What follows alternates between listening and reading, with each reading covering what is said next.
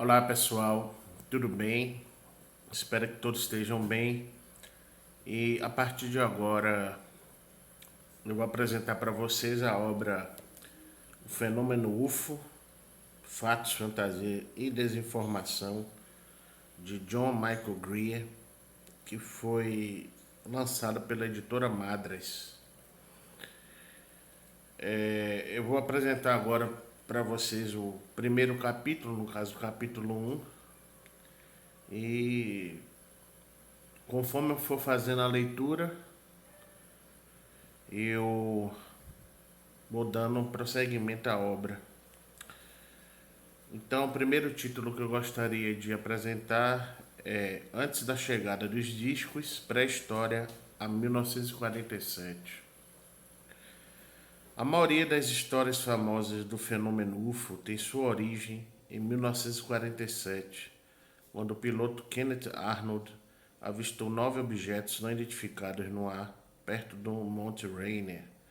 Pesquisadores historicamente mais bem informados associam o fenômeno aos foguetes fantasmas reportados nos céus da Suécia em 1946 ou aos Foo Fighters vistos por pilotos tanto aliados quanto do eixo na Segunda Guerra Mundial e aos dirigíveis fantasmas avistados no espaço aéreo norte-americano entre 1896 em 1897 e em 1909, bem como nos céus da Grã-Bretanha entre 1909 e 1912.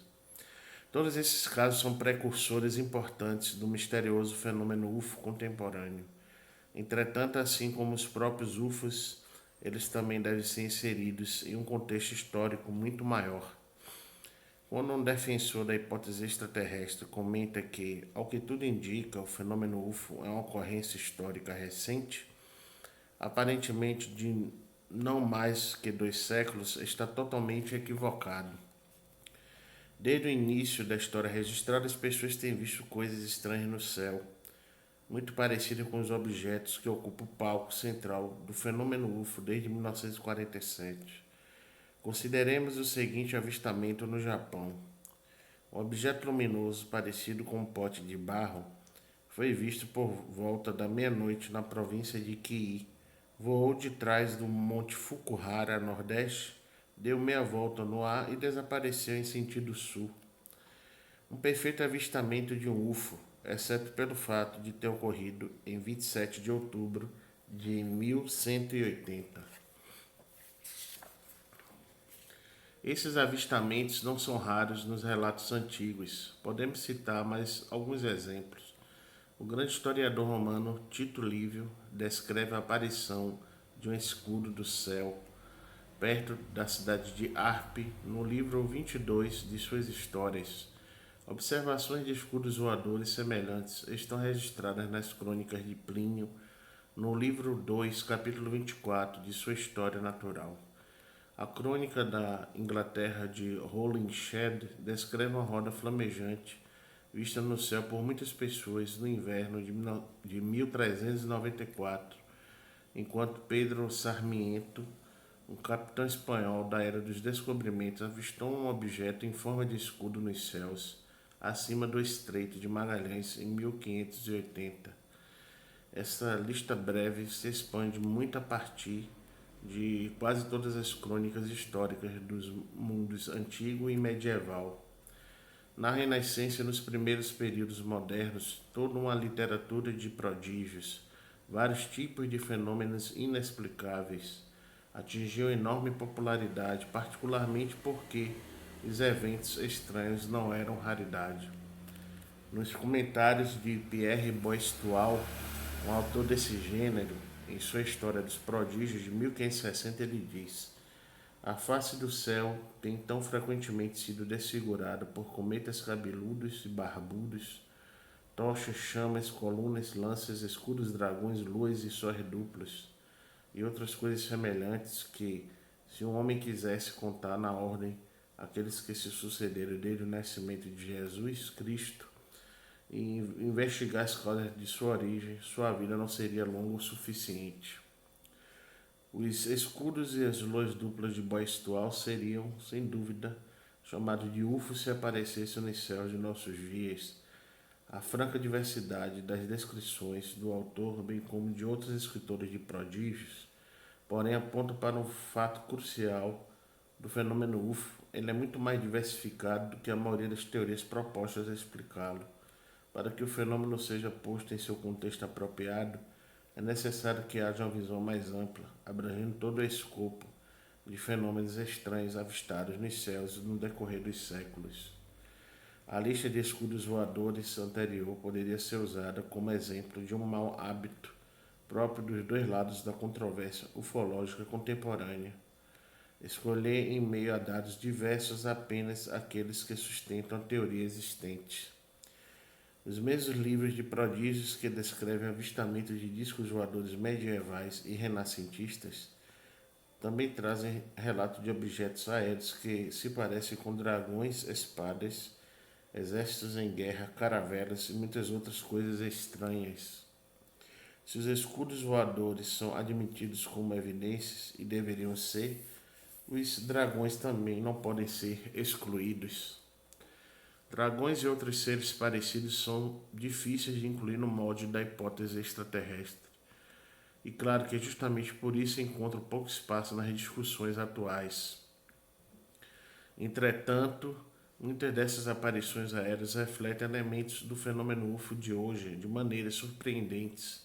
As pessoas no início da Europa medieval, por exemplo, estavam acostumadas com a ideia de seres não humanos que se locomoviam no ar e abduziam humanos para fins sinistros. Essas entidades pertenciam ao Wild Hunt, um exército espectral que galopava em cavalos fantasmas pelo céu noturno. A Wild Hunt não era apenas folclore. Há pessoas que vivem hoje no sul da Alemanha e nos cantões norte da Suíça, onde muitas crenças antigas perduram, que juram ter visto esses seres em sua juventude. Outra classe de seres lendários no folclore europeu também tem certa relevância com o fenômeno UFO moderno. São luzes noturnas de várias cores e brilhos diversos que pairam no ar, vistos geralmente perto de pântanos. Na Grã-Bretanha, elas recebem nomes folclóricos interessantes como Kit with Canstic, Bill o' the Wisp e Jack o' Lantern. Canstic é um castiçal. Um wisp era um pedaço de palha retorcida, embebida em óleo e acesa para iluminação temporária.